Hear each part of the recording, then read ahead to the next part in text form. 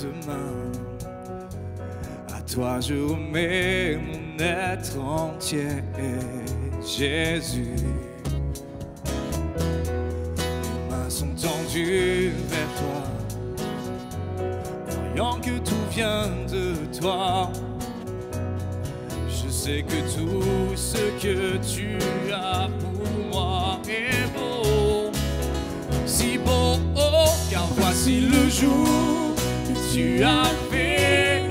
Il est pour moi un sujet de joie. Et voici le jour que tu as fait. Et il est pour moi un sujet de joie. Non, je n'aurai pas peur pour demain. Mon espérance est en toi. Car voici le jour.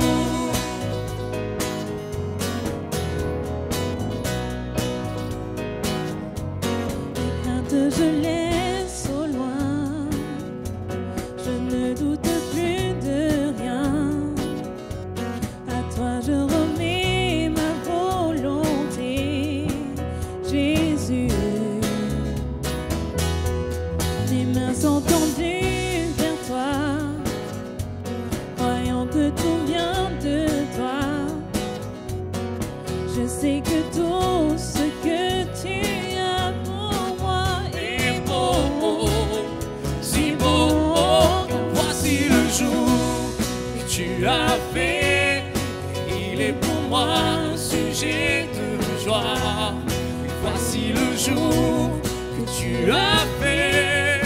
Il est pour moi un sujet de joie. Non, je n'aurai pas peur pour demain.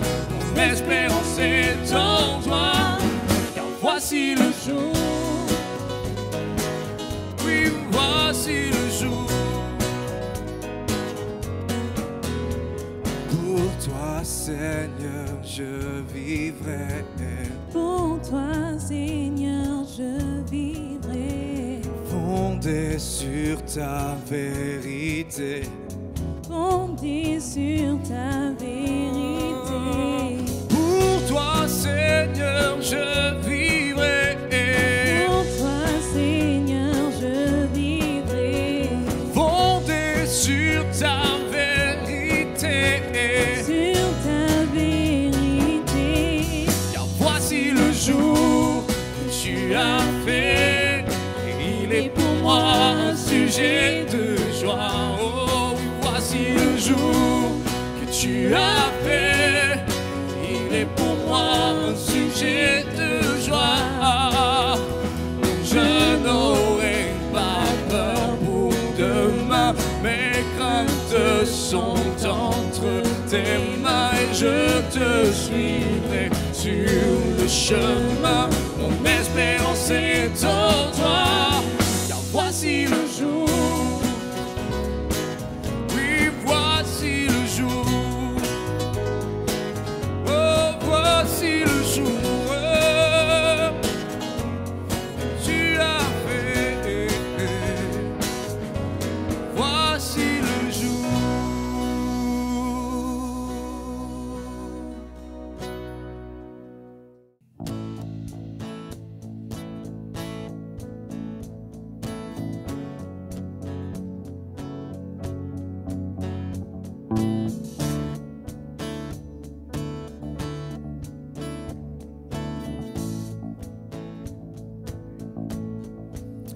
Dans la joie, quand le soleil m'inonde sur les monts, où ta présence abonde.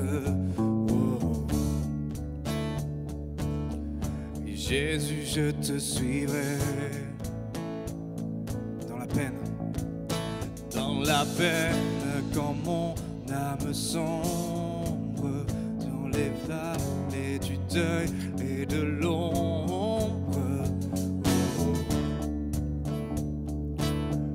Jésus, je te suivrai. Car tu es mort pour moi. Je vivrai.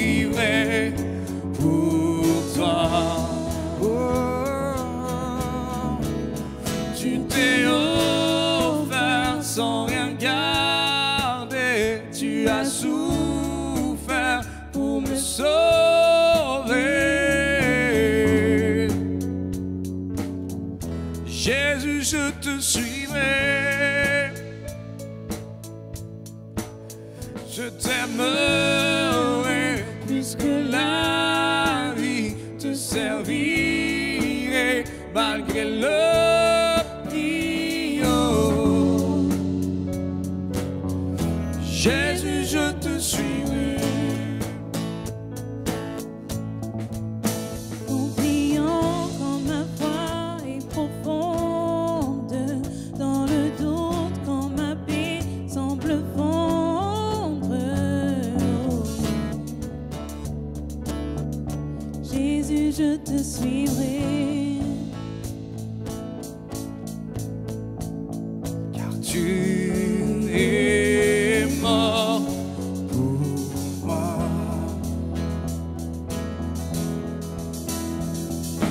Je vivrai pour toi. Tu t'es offert sans rien garder. Tu as souffert pour me sauver.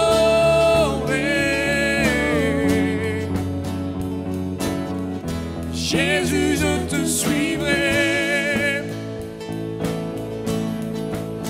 Je t'aimerai plus que la vie, te servirai malgré le pire. Jésus, je te suivrai. Oh,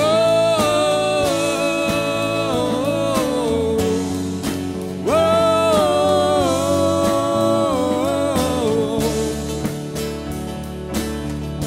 Jésus, je te suivrai. Oh,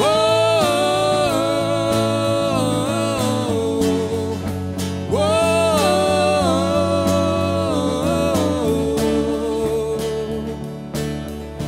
Jésus, je te suivrai. Car tu es mort pour moi.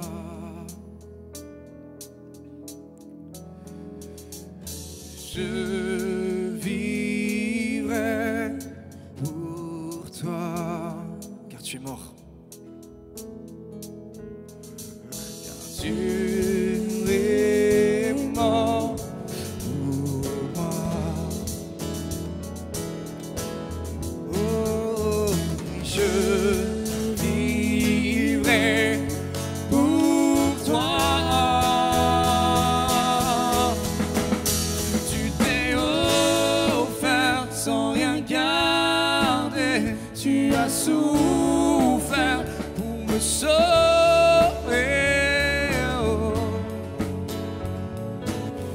Jésus, je te suivrai.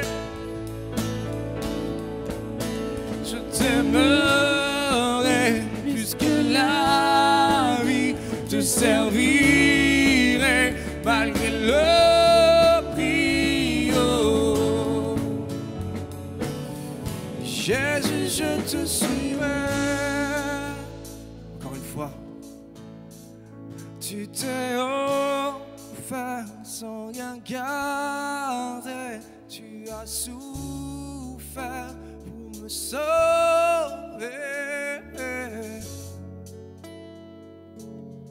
Jésus, je te suivrai.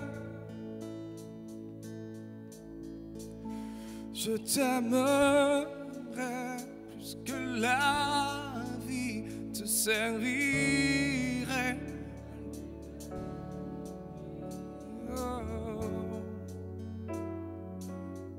Jésus, je te suivrai.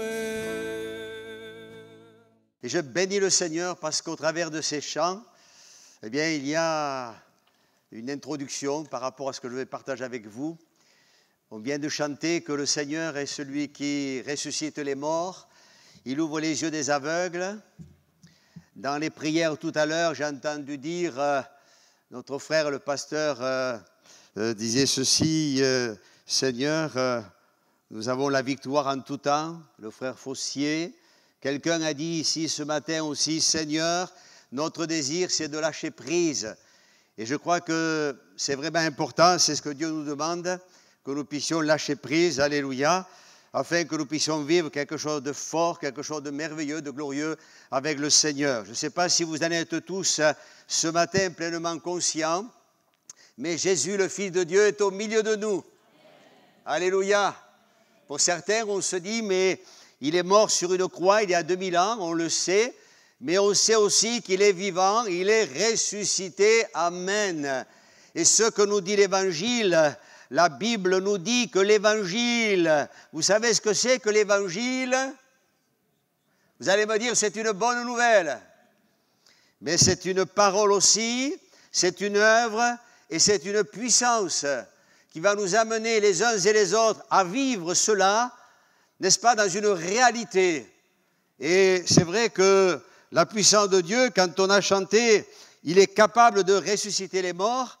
Alors je ne voudrais pas ce matin que vous pensiez qu'on va se mettre à prier pour tous ceux qui sont morts, mais malgré cela, nous savons que le Seigneur est celui qui peut ressusciter, bien sûr des morts, il y en a dans la parole de Dieu, mais aussi pas mal de choses qui sont peut-être mortes en nous, et il va falloir, mes amis, que ça craque quelque part. Hein. Ça, c'est un peu la fin du message, hein. Vous voyez, ce sera court. Hein.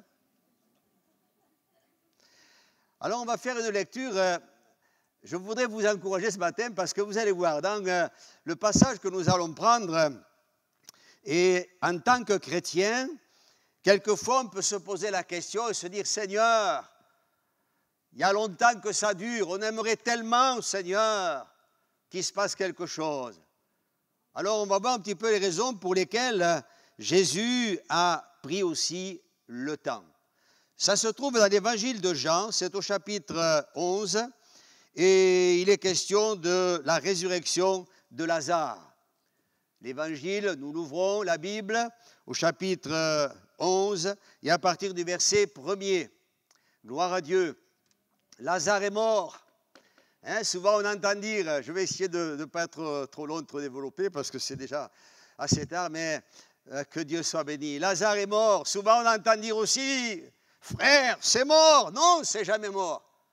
Avec le Seigneur, rien n'est définitivement terminé. Je vais le redire. Hein? Avec le Seigneur, rien n'est définitivement terminé. Gloire à Dieu, c'est bien, ça va mieux. Avec le Seigneur, rien n'est définitivement. Gloire à Dieu. Alléluia. Alors ça va commencer. Hein? Amen. On va faire la lecture. Hein? Allez, on va faire la lecture. On va y aller doucement. Hein? Allez. Il y avait un homme malade, Lazare, de Béthanie, village de Marie et de Marthe, sa sœur. C'était cette Marie qui oignait de parfum le Seigneur et qui lui essuya les pieds et ses cheveux. Et c'était son frère Lazare qui était malade. Les sœurs envoyèrent dire à Jésus, Seigneur, voici celui que tu aimes est malade. On va retenir cela. Hein? Celui que tu aimes est malade. Après avoir entendu cela, Jésus dit, cette maladie n'est point à la mort, mais elle est pour la gloire de Dieu. Alléluia. Hein? Ça se comprend, vous allez voir. Afin que le Fils de Dieu soit glorifié par elle. Or, Jésus aimait Marthe et sa sœur et Lazare. Lorsqu'il lui apprit que Lazare était malade, il resta 2 jours encore dans le lieu où il était. Et il dit ensuite aux disciples, retournons en Judée. Les disciples lui dirent, Rabbi, les Juifs tout récemment cherchaient à te lapider et tu retournes en Judée. Jésus répondit, n'y a-t-il pas 12 heures au jour? Si quelqu'un marche pendant le jour, il ne bronche point parce qu'il voit la lumière de ce monde. Mais si quelqu'un marche pendant la nuit, il bronche parce que la lumière n'est pas en lui. Après ces paroles, il leur dit, Lazare, notre ami, dort, mais je vais le réveiller. Moi, j'aime cette parole. Je vais le réveiller. Je vais vous réveiller. Pas moi, hein? Pas moi. Le Seigneur, hein? C'est l'heure. Les disciples lui dirent, Seigneur, s'il dort, il sera guéri. Mais Jésus avait parlé de sa mort, mais ils crurent qu'il parlait de l'assoupissement du sommeil. Alors Jésus leur dit ouvertement, Lazare est mort. Comment il faut que je vous le dise? Hein? Il est mort. Et à cause de vous, justement, afin, ça c'est important, afin que vous croyiez, je me réjouis de ce que je n'étais pas là. Seigneur, ce n'est pas très sympa cette affaire-là, hein? Mais enfin, on va quand même comprendre. Hein? Mais allons vers lui. Sur quoi Thomas, appelé Didyme, dit aux autres disciples, allons aussi, alors lui, hein? Lui, là, c'est le pompon, hein? Allons aussi avec lui, on va mourir avec lui. Attends. Alors Jésus étant arrivé, trouva que Lazare était depuis 4 jours dans le sépulcre. Et comme Béthanie était près de Jérusalem, à 15 stades environ, beaucoup de Juifs étaient venus vers Marthe et Marie pour les consoler de la mort de leur frère. Lorsque Marthe apprit que Jésus arrivait, elle alla au-devant de lui, tandis que Marie se tenait assise à la maison. Marthe dit à Jésus, « Seigneur, si tu avais été ici, mon frère ne serait pas mort. » Alors là, c'est plus positif. Hein? Mais maintenant même, je sais que tout ce que tu demanderas à Dieu, Dieu te l'accordera. Jésus lui dit, ton frère ressuscitera. Je sais, lui répondit Marthe, qu'il ressuscitera à la résurrection au dernier jour. Et Jésus lui dit, si quelqu'un ne le savait pas ce matin, je suis la résurrection et la vie. Celui qui croit en moi vivra même s'il meurt. Et quiconque vit et croit en moi ne mourra jamais. Crois-tu cela? Elle lui dit, oui Seigneur, je crois que tu es le Christ, le Fils de Dieu qui devait venir dans le monde. Et ainsi parlé, elle s'en alla, puis elle alla secrètement, Marie sa sœur, et lui dit, elle dit à sa sœur, le maître est ici, il te demande. Dès que Marie eut entendu, elle se leva promptement et alla vers Jésus. Car Jésus n'était pas encore rentré dans le village, mais il était dans le lieu où Marthe l'avait rencontré. C'est un peu long la lecture, hein, mais il faut qu'on aille au bout, hein, parce que si on veut ressusciter, il faut aller jusqu'au bout. Hein. Il faut que, hein. Les Juifs qui étaient avec Marie dans la maison et qui la consolaient, l'ayant vu se lever promptement et sortir, la suivirent, disant, elle va au sépulcre pour y pleurer.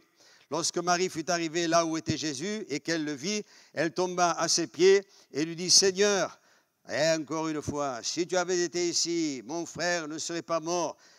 Jésus, la voyant pleurer, elle et les Juifs qui étaient venus avec elle, frémit en son esprit et fut tout ému. Et il dit, où l'avez-vous mis? Ça aussi c'est intéressant. Hein? Où l'avez-vous mis? Seigneur, lui répondirent-ils, viens et vois. Et Jésus pleura. Vous voyez, si vous avez du mal à apprendre les versets de la Bible, vous apprenez celui-là, au moins vous saurez que vous en connaissez un. Jésus pleura. C'est le verset le plus court. Hein. Sur quoi les Juifs dirent, voyez comme il l'aimait. Et quelques-uns d'entre eux dirent, lui qui a ouvert les yeux de l'aveugle, ne pouvait-il pas faire aussi que cet homme ne meure point? Jésus, frémissant de nouveau en lui-même, se rendit au sépulcre. C'était une grotte et une pierre était placée devant. Jésus dit, ôtez la pierre. Marthe, la sœur du mort, lui dit, Seigneur, il sent déjà, car il y a 4 jours qu'il est là. Jésus lui dit, ne t'ai-je pas dit que si tu crois, tu verras la gloire de Dieu. Alléluia. Ah, ce sont des bonnes paroles, ça fait du bien. Alors ils ôtèrent la pierre, et Jésus leva les yeux en haut et dit, Père, je te rends grâce de ce que tu m'as exaucé. Moi, je suis un peu jaloux là. Pour moi, je savais que tu m'exauces toujours, mais j'ai parlé à cause de la foule qui m'entoure, afin qu'ils croient que c'est toi qui m'as envoyé. Ayant dit cela, il cria d'une voix forte, Lazare, sors! Et le mort sortit, les pieds et les mains liés, les bandes et les visages enveloppés d'un linge. Et Jésus leur dit, déliez-le et laissez-le aller. Amen. Que Dieu soit béni. C'est un passage très long, mais je pense qu'il faut quand même prendre le temps.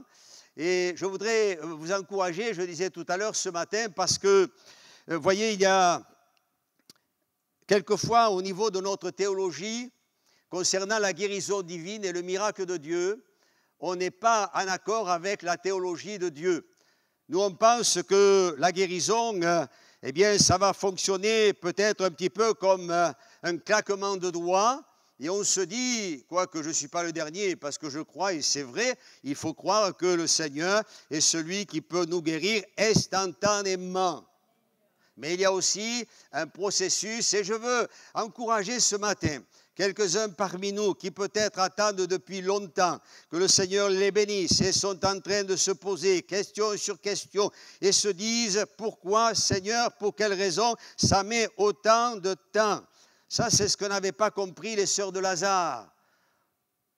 Vous avez remarqué, les sœurs de Lazare vont dire à Jésus, elles vont dire celui que tu aimes est malade. Celui que tu aimes est malade.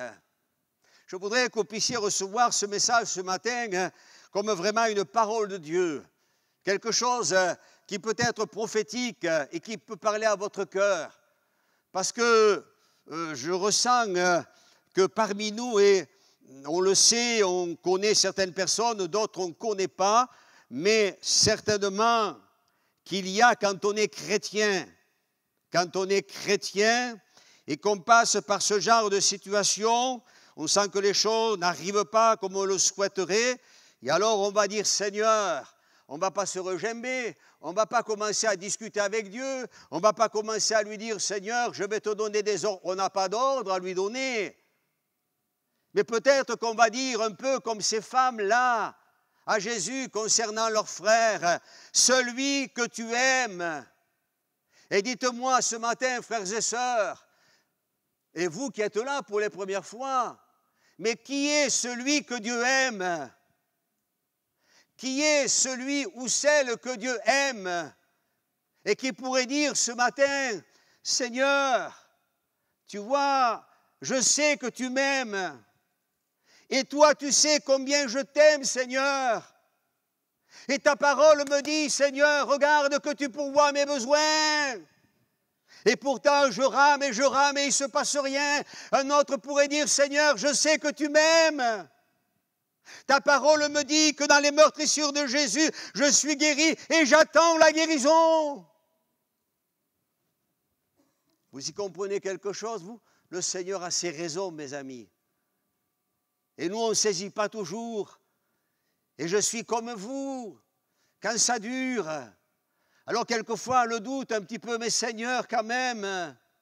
Et puis, si tu avais été là, Seigneur, vous ne pensez pas que des fois, on est un peu ici, pardonnez-moi d'être un peu aussi direct, mais je voudrais simplement, je dis, il y a quelque chose de fort de la part du Seigneur, alléluia. Si tu avais été ici, si tu étais venu de suite, Seigneur, mon frère ne serait pas mort. Vous ne pensez pas que quelquefois, en tant que chrétien, et je le disais hier, j'étais auprès d'un couple de chrétiens, je disais, mais vous savez, dans nos réunions, moi je le ressens de plus en plus et je veux le vivre de plus en plus. Dire, Seigneur, mais tu es là. Si tu avais été ici, quelquefois par notre comportement, par les raisons qui peut-être nous assaillent quelquefois, ou ces raisonnements qui s'élèvent comme des forteresses, ça va peut-être nous amener à dire patiemment, mais dans notre esprit, Seigneur, si tu avais été là, je sors du culte, et si tu avais été là ce matin, peut-être que j'aurais été béni, si tu avais été là, peut-être que j'aurais reçu, alléluia. Qu'est-ce que ça veut dire? Ça veut dire qu'on n'y a pas cru. Et on est reparti comme on était venu. Alors le Seigneur, nous, on sait qu'il est là ce matin. On sait qu'il est présent. Alors les raisons un petit peu qui ont fait que, d'abord il y en a une, vous avez remarqué, Jésus dira, cette mort, c'est pas quelque chose de définitif, mais cette mort, elle est pour la gloire de Dieu, alléluia. Quand notre petit-fils a eu un accident il y a quelques années, vous le savez, vous avez prié pour ça, il y a un frère, un pasteur qui m'a téléphoné et qui nous a laissé cette parole et qui nous a dit, allez, c'est bon, le Seigneur va agir. Vous allez voir, cet accident-là, ce n'est pas pour la mort, mais c'est pour la gloire de Dieu. Amen. Et je ne veux pas prendre trop de temps, mais on a vu la gloire de Dieu. Je me disais ici, et je disais justement un dimanche après-midi à 15h, je disais, mais mes amis, on ne lâche rien. On va se mettre à genoux, on va peut-être pleurer, on ne va pas oublier de se repentir quelque part quand même. Et on va dire, Seigneur, on s'attend à toi, parce que tu ne changes pas.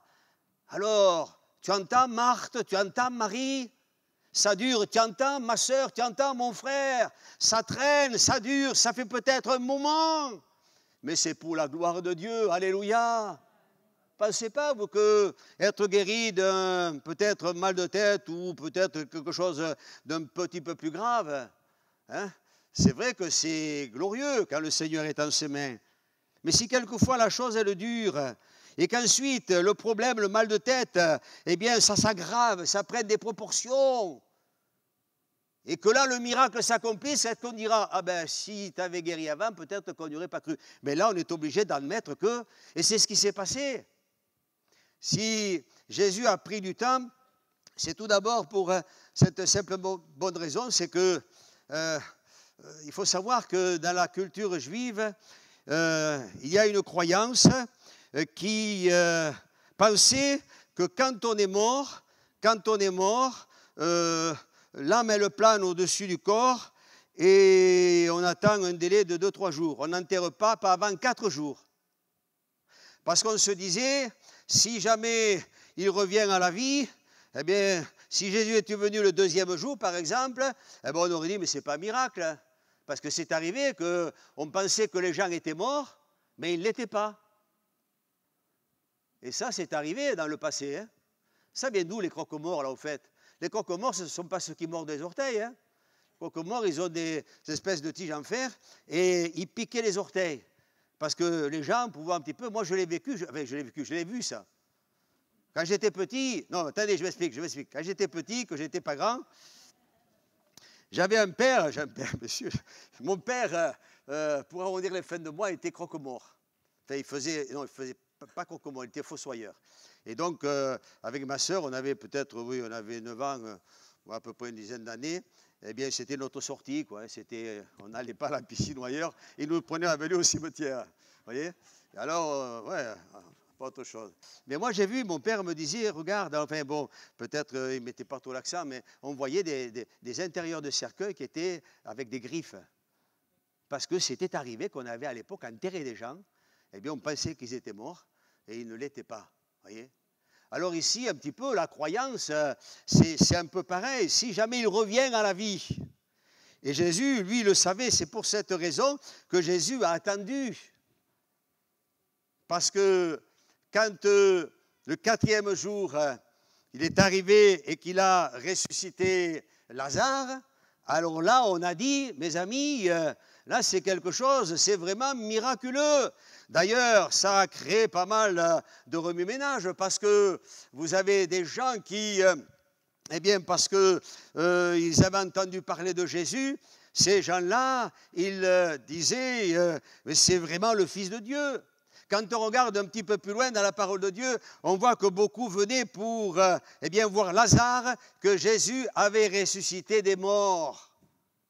Mais par contre, pour certains, mes amis, on a dit, alors là, il n'y a pas de doute, c'est un miracle.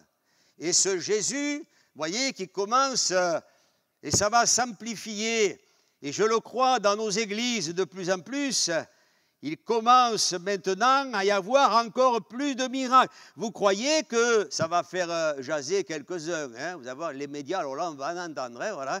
Mais c'est bizarre. Nous, on sait que ce n'est pas bizarre. On sait que le Seigneur, et on l'a dit tout à l'heure, il peut accomplir aujourd'hui les mêmes miracles qu'il accomplissait dans le passé. Alléluia. Alors les Juifs, à cette époque-là, ont dit, mais il faut l'arrêter. Ça, c'est la goutte de trop, il faut l'arrêter. Parce qu'ils savent très bien que si ça continue, ils vont tous se convertir. Et justement, ça a été un petit peu le but. Et le Seigneur, il nous a dit que, eh bien, lui, quand le miracle s'est accompli, c'est sûr que par la suite, bon, vous avez remarqué qu'il y a quelque chose, je voudrais le souligner également, et ça c'est très important. Devant ce tombeau, avant que Lazare soit ressuscité, il va y avoir quelque chose qu'on ne trouve à aucun autre endroit dans la Bible, c'est que Jésus va se mettre à pleurer. Il est devant le tombeau et il pleure. Alors je dis, les autres n'étaient pas très contents, Jésus savait aussi que ça allait accentuer l'accomplissement de son ministère terrestre. Il va arriver bientôt à la fin, il va y avoir Gethsémani, il va y avoir la croix, mais là Jésus est en train de pleurer. Alors je me suis posé la question, mais je me suis dit quand même c'est bizarre, parce qu'il est le Fils de Dieu, il est là en train de pleurer, lui il sait ce qui va se passer. On pourrait dire, mais voyez, il n'avait pas la foi. Moi je pense que les gens qui pleurent, et c'est peut-être le cas de quelqu'un ce matin, je pense que les gens qui pleurent, les chrétiens qui pleurent et qui sont éprouvés, ce n'est pas parce qu'ils n'ont pas la foi. C'est parce que peut-être ça devient tellement difficile. Des fois on entend dire, on s'est tenu dans notre chambre, on a pleuré devant Dieu et on a vu combien le Seigneur était fidèle. Ça a duré, c'est sûr, mais voyez, il y a une chose que Dieu veut nous montrer, c'est son humanité. S'il y a dans ce passage, mes amis, le fait que le Seigneur sait ce qu'il va faire, que nous ne savons pas toujours, il y a dans ce passage aussi la puissance miraculeuse de Jésus qui va se manifester, mais il y a dans ce passage aussi un Jésus qui ne cache pas ses émotions. Quand on a dit tout à l'heure, c'est bon de lâcher prise.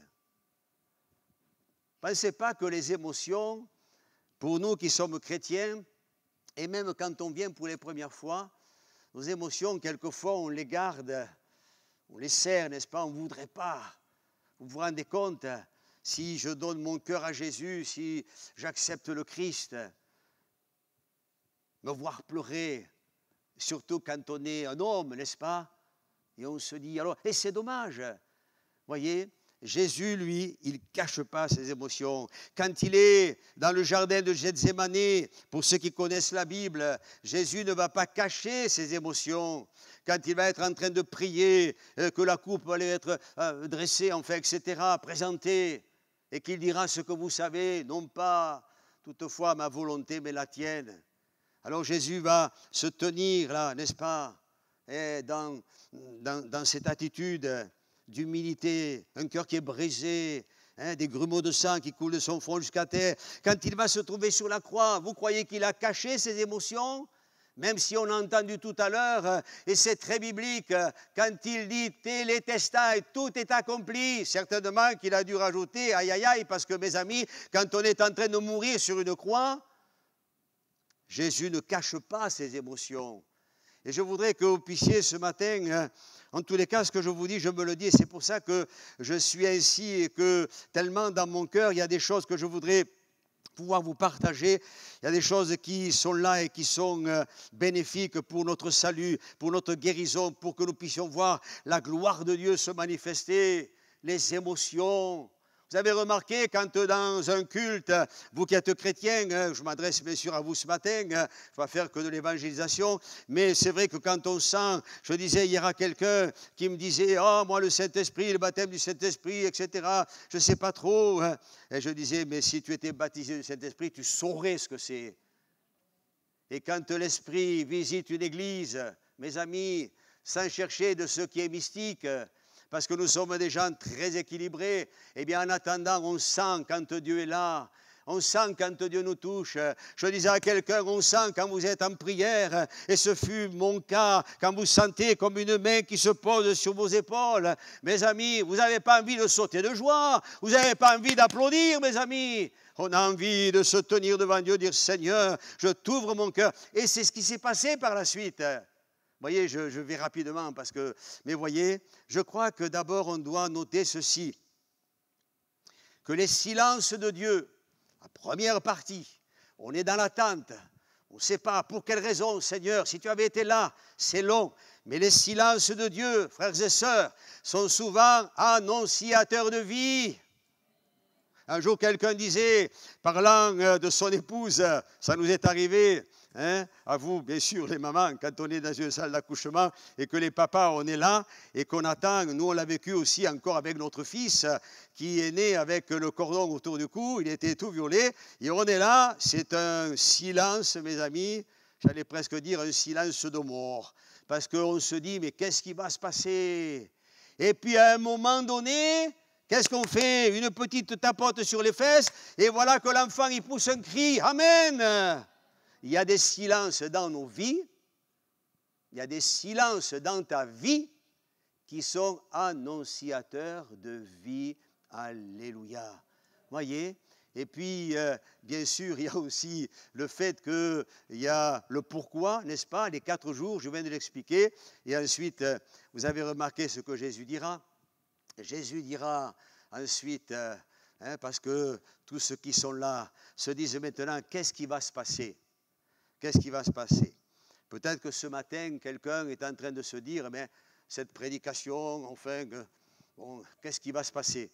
Moi, je crois que ce qui peut se passer, et j'ai vraiment sur mon cœur, je ne vais pas citer des noms, mais je sais qu'il y a déjà, même au milieu de nous, qui souffrent depuis pas mal de temps, qui peut-être ont eu quelque part le clin d'œil de Dieu.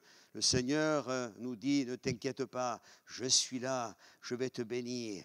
Allez, on prie pour tenir bon dans l'épreuve, même si on sait que les épreuves sont là. Un jour, quelqu'un a dit, en termes d'écriture, on corrige les épreuves. Mais quand on est chrétien, ce sont les épreuves qui nous corrigent. Bon, c'est bien, mais ça va durer un temps. Mais ensuite, mes amis, eh bien, il y a vraiment la grâce de Dieu. Alléluia.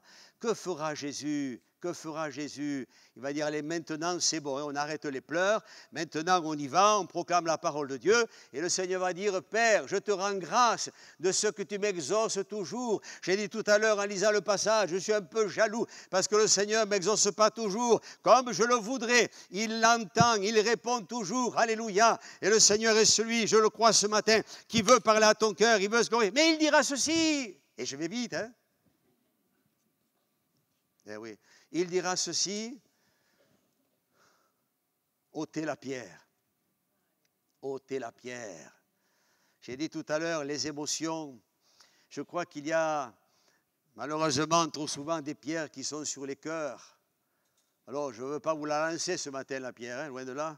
Mais en attendant, ce que je vous dis, c'est la vérité. Vous voyez, je vais terminer, c'est très simple.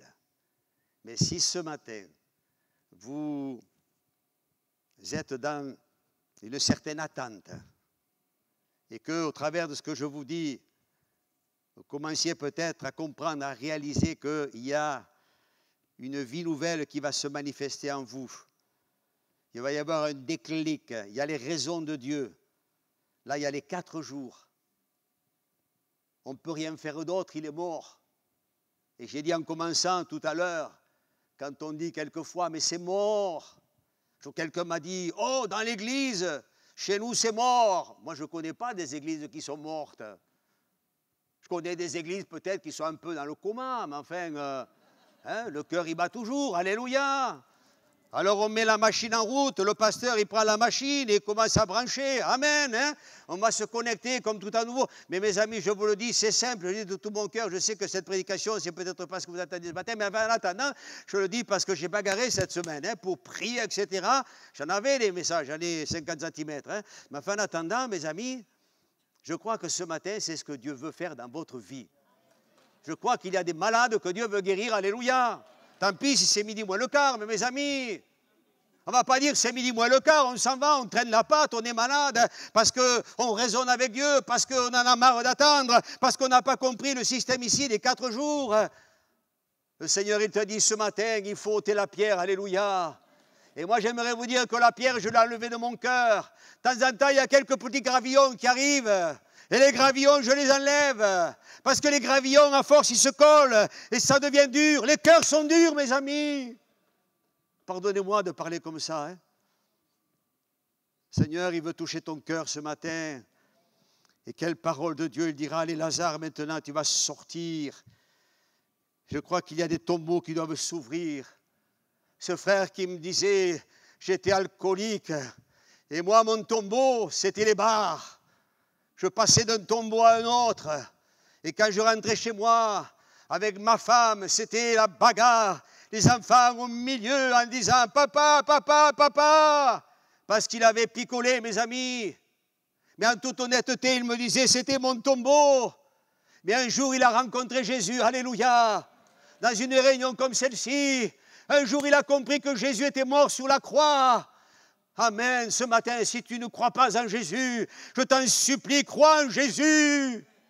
Ne repars pas perdu ce matin. Ne repars pas malade ce matin. Ne laisse pas le diable te saucissonner, te lier. Oh, que j'ai envie vraiment, Seigneur, de voir combien la gloire de Dieu dans vos vies, dans nos vies, dans ma vie, nos familles, le frère le disait tout à l'heure, je crois que c'est le temps, c'est le moment de Dieu, c'est l'heure du Seigneur, alléluia. Seigneur, ce matin, nous ne dirons pas si tu avais été là, mais nous allons dire vraiment ce matin, tu es là, Seigneur. Est-ce qu'on peut le dire ensemble? Tu es là, Seigneur, tu es là. Qu'est-ce que c'est que ce prédicateur qui me réveille un peu? Alléluia.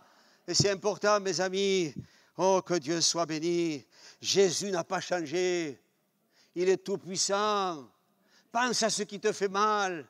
Pense à ce qui peut-être, t'a amené à douter. Crois ce matin que Jésus t'aime. Et toi qui viens pour les premières fois, ne repars pas en n'ayant pas la certitude que tu es sauvé. Dieu te sauve. La Bible nous dit que Dieu, quand j'ai dit tout à l'heure, celui que tu aimes, je termine en disant ceci, et je répète, qui est celui que Dieu aime? La Bible nous dit que Dieu nous a tellement aimés, et il t'aime ce matin, qu'il a donné son Fils unique, alléluia, afin que tu crois en lui. Si tu crois en lui, eh bien, tu auras la vie éternelle. Je vais m'arrêter et je voudrais qu'on prie le Seigneur tout simplement. Alléluia. Peut-être on pourrait se lever à notre place et on va bénir Dieu ensemble. Alléluia. Alors, voyez les silences de Dieu. Et puis, quand j'ai parlé des larmes tout à l'heure, aussi, je crois que c'est important de le souligner. Quand je dis on ne cache pas ses émotions, mais j'aimerais te dire, ma sœur, mon frère, la Bible le dit dans le psaume 126, me semble-t-il, celui qui sème avec larmes moissonnera avec chant d'allégresse.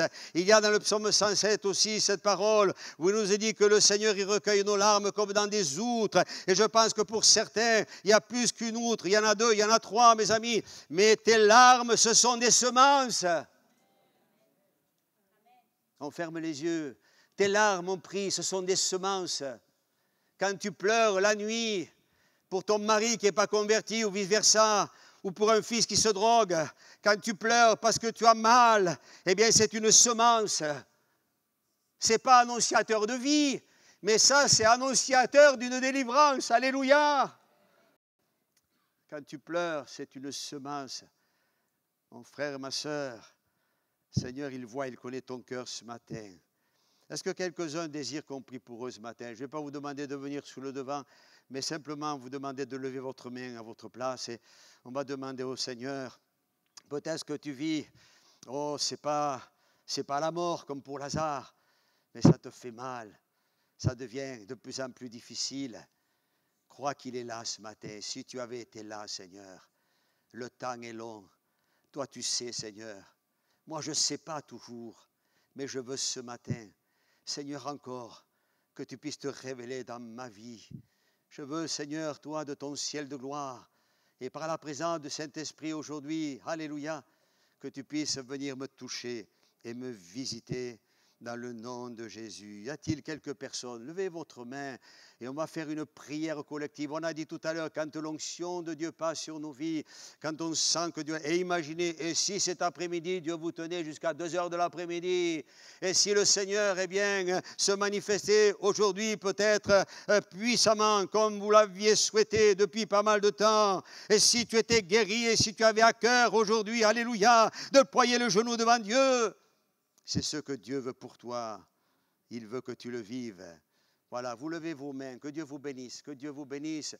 Que Dieu te bénisse. Sois béni. Je vous vois, vous êtes nombreux à lever votre main. Alléluia. Mais c'est le cœur, hein? Parce qu'ôter la pierre, c'est ça. Hein? Ôter la pierre, c'est ça. C'est le cœur qui s'ouvre. Hein? Ôter la pierre, c'est dire je me place devant toi. Je suis nu devant toi, Seigneur. Au nom de Jésus. Alléluia. Soyez bénis. Je vous vois au fond là-bas. Je vous vois aussi. Alléluia. Jésus est vivant. Lazare sort. Lazare sort, que la maladie sorte, que la dépression s'en aille, que le découragement s'en aille. Alléluia, tu es abattu, tu ne sais plus où t'en es, il faut que ça disparaisse, je t'en supplie. Laisse aller tes émotions. Demande à Dieu. Crie à Dieu ce matin. Oh Dieu, alléluia. Seigneur, merci. On va l'adorer ensemble, vous voulez bien. Seigneur, merci. Merci, merci, merci. Tu es là. Tu es là, Seigneur. C'est ta parole. J'ai parlé avec mon cœur encore ce matin. Je t'en supplie. Pardonnez-moi d'être aussi direct. Je vais peut-être un peu fort, mais c'est important. On ne veut pas laisser la victoire à l'ennemi de nos âmes ce matin. On ne veut pas que le diable gagne. On veut que ce soit Jésus qui gagne. C'est Jésus qui gagne. Dans les meurtrissures de Jésus, on a dit, télétestai, tout est accompli, tu es guéri. Est-ce que quelqu'un veut donner sa vie à Jésus aussi? Est-ce que tu veux reconnaître que le sang de Jésus te lave et te purifie de tout péché? Est-ce que tu veux vraiment que ta vie change? Est-ce que tu veux passer de la mort? Tu diras, mais moi je ne suis pas mort. Si, tu es mort. L'apôtre Paul dira, nous étions morts à cause de nos offenses et de nos péchés. Mais Dieu qui est riche en miséricorde, à cause du grand amour dont il nous a aimés, il nous a ramenés à la vie. Alléluia. Il nous a ressuscités. Seigneur, je veux te bénir pour toutes ces personnes qui ce matin s'attendent à toi. Seigneur, j'ai parlé simplement, et je l'ai fait de tout mon cœur, Seigneur, et je veux t'adorer. Parce que je sais, Seigneur, que l'expérience, le témoignage de Lazare, nous pouvons le vivre les uns et les autres. Et je pense à cette personne qui se triture l'esprit en ce moment et qui se dit, j'aimerais tellement qu'il me touche. Ce que tu ressens, si les larmes commencent à couler le long de tes joues, c'est parce que l'Esprit de Dieu est en train de te travailler. Parce que la parole de Dieu est en train de faire un effet dans ton cœur. Le Seigneur est en train de te faire vivre quelque chose que tu n'as jamais connu, mais que tu vas expérimenter aujourd'hui. Alors merci Seigneur. Merci de sauver, de guérir, de libérer. Merci Seigneur, au nom de Jésus. Oh, je te bénis ce matin et je veux t'adorer. Alléluia. Même si on ne comprend pas toujours, comme Marthe et Marie, on n'a pas toujours saisi, nous voulons te faire confiance. Parce que je veux dire pour quelqu'un que dans son cœur et dans ton cœur, ce qui a été mort en toi, c'est peut-être ce climat de confiance que tu devais avoir envers le Seigneur. Alors ne regarde ni de droite ni de gauche, regarde que la confiance puisse reprendre vie en toi. Tu vas voir combien Dieu va te bénir parce qu'il t'aime et il nous aime. Amen.